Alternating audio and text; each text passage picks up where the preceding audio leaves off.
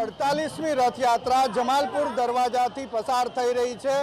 સૌપ્રથમ ગજરાજ, ત્યારબાદ ઝાંખીઓ, તેના પછી અખાડા, ભજન મંડળી અને હવે ભગવાનના રથ આપ દ્રશ્યની અંદર જુઓ છો એ મુજબ આપને જોવા મળશે।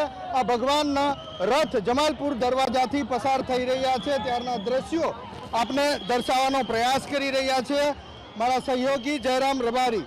સૌથી પ્રથમ ભગવાન જગન્નાથજીનો રથ આપ દ્રશ્યની અંદર જોશો। ભગવાન જગન્નાથજી જે રથમાં બેસી અને નગરચર્યાએ નીકળ્યા, એ રથને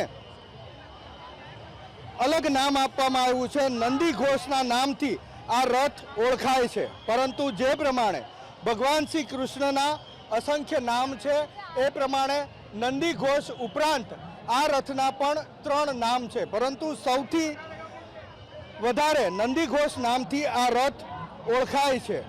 ભગવાનનો આ રથ ચક્રધ્વજ, ગરુડ ધ્વજ અને કપિધ્વજના નામથી પણ ઓળખાય છે।